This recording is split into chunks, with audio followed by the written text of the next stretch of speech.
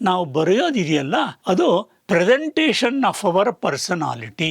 ಯಾರು ಬರೀತಾರೋ, ಯಾರು ಬರೀಲೇಬೇಕೋ ಆ ಥರದವರು ಸುಂದರವಾಗಿ ಬರೆದ್ರೆ ಅವರ ವ್ಯಕ್ತಿತ್ವ ವಿಕಾಸನ ಆಗತ್ತೆ. ಅದು ನಿಸ್ಸಂಶಯ. ಅದು ವೀಕ್ಷಕರೇ ನಮಸ್ಕಾರ. ಅನೇಕರು ಹ್ಯಾಂಡ್ ರೈಟಿಂಗ್ ಸುಂದರವಾಗಿ ಯಾಕಿರ್ಬೇಕು, ಅರ್ಥ ಆಗೋ ಹಾಗಿದ್ರೆ ಸಾಲ್ದಾ ಅಂತ ಕೇಳ್ತಾರೆ. ಅದು ನಾನು ಸುಂದರವಾಗಿ ಯಾಕಿರ್ಬೇಕು ಅಂತ ಹೇಳ್ತೀನಿ. ಆ ಥರದವ್ರಿಗೆ ನಾನು ಇನ್ನೊಂದು ಪ್ರಶ್ನೆ ಕೇಳ್ತೀನಿ.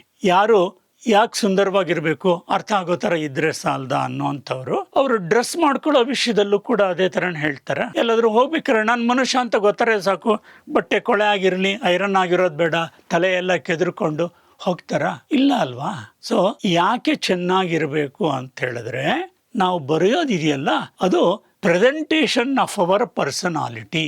ಅದು ನಾನು ನನ್ನ ಪುಸ್ತಕದಲ್ಲಿ ನಾನು ಹೋದ ಕಡೆಯಲ್ಲೆಲ್ಲ ಮಾತಾಡುವಾಗ ಹೇಳ್ತೀನಿ, ಬರೆಯೋದನ್ನ ಸುಂದರವಾಗಿ ಬರೆಯೋದನ್ನ ಅಭ್ಯಾಸ ಮಾಡಿದ್ರೆ ಅವರ ವ್ಯಕ್ತಿತ್ವ ಕೂಡ ವಿಕಾಸ ಆಗುತ್ತೆ, ಪರ್ಸನಾಲಿಟಿ ಡೆವಲಪ್ ಆಗುತ್ತೆ.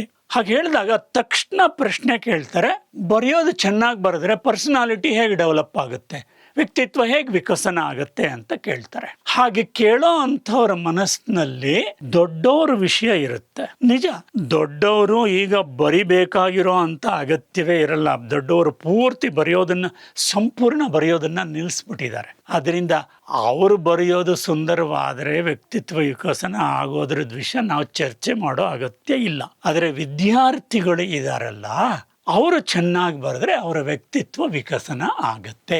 ಅಷ್ಟೇ ನಾನು ಹೇಳೋ ಅಂಥದ್ದು. ಯಾರು ಬರೀತಾರೋ, ಯಾರು ಬರೀಲೇಬೇಕೋ ಆ ಥರದವರು ಸುಂದರವಾಗಿ ಬರೆದ್ರೆ ಅವರ ವ್ಯಕ್ತಿತ್ವ ವಿಕಾಸನ ಆಗತ್ತೆ. ಅದು ನಿಸ್ಸಂಶಯ. ಅದು ಹೇಗೆ ಅನ್ನೋದನ್ನು ಹೇಳ್ತೀನಿ.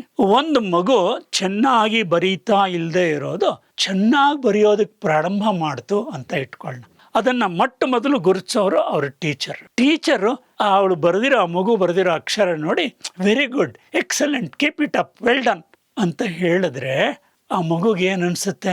ಆ ಮಗುವಿನ ಸ್ಥಾನದಲ್ಲಿ ನಿಂತ್ಕೊಂಡು ನೀವು ಯೋಚನೆ ಮಾಡಿ. ಒಂದು ರೀತಿ ಕಾನ್ಫಿಡೆನ್ಸ್ ಬರಲ್ವಾ ಮಗುಗೆ? ಆ ಕಾನ್ಫಿಡೆನ್ಸ್ ಬಂದ ಮೇಲೆ ಅಷ್ಟೇ ಅಲ್ಲ, ಒಂದು ಕ್ಲಾಸ್ನಲ್ಲೇ ಹೇಳಿದ್ರೆ ಆ ಟೀಚರ್ ಈ ರೀತಿ, ಸುತ್ತಲೂ ಇರುವಂಥ ಎಲ್ಲ ಮಕ್ಕಳಿಗೂ ಕೂಡ ಇವ್ರ ಬಗ್ಗೆ ಗೌರವ ಬರುತ್ತೆ. ಈ ಮಗು ಬಗ್ಗೆ ಮಗುಗೆ ಕಾನ್ಫಿಡೆನ್ಸ್ ಬರುತ್ತೆ. ಆ ಮಗು ಯಾವ ರೀತಿ ಯೋಚನೆ ಮಾಡ್ಬೋದು ಅಂತ ಹೇಳಿದ್ರೆ, ನಾನು ಟೀಚರ್ ಮೆಚ್ಚುಗೆಯನ್ನ ಬೇರೆ ಎಲ್ಲ ವಿಷಯಗಳಲ್ಲೂ ಗಳಿಸ್ಬೇಕು ಅಂತ. ಓದೋದ್ರಲ್ಲಿ, ಹೋಮ್ವರ್ಕ್ ಮಾಡೋದ್ರಲ್ಲಿ, ಪ್ರಶ್ನೆಗೆ ಉತ್ತರ ಹೇಳೋದ್ರಲ್ಲಿ ಆಗುತ್ತಾ ಇಲ್ವೋ ಯೋಚನೆ ಮಾಡಿ. ಸಂಭವ ಜಾಸ್ತಿ ಇರುತ್ತೆ. ಅದು ಮುಖ್ಯವಾಗಿ ಕಾನ್ಫಿಡೆನ್ಸ್ ಜಾಸ್ತಿ ಆಗುತ್ತೆ. ಅದಕ್ಕೋಸ್ಕರನೇ ಅದು ಎಲ್ಲ ಕ್ಷೇತ್ರಗಳಲ್ಲೂ ಕೂಡ ಟೀಚರನ್ನ ಮೆಚ್ಚಿಸ್ಬೇಕು ಅಂತ ಪ್ರಯತ್ನ ಮಾಡೋದ್ರಿಂದ ಅದರದ್ದು ಪ್ರೆಸೆಂಟೇಷನ್ ಸ್ಕಿಲ್ ಅದು ಜಾಸ್ತಿ ಆಗುತ್ತೆ. ಇದು ಪರ್ಸನಾಲಿಟಿ ಡೆವಲಪ್ಮೆಂಟ್ ಆಗಲ್ವಾ, ವ್ಯಕ್ತಿತ್ವ ವಿಕಸನ ಆಗಲ್ವಾ?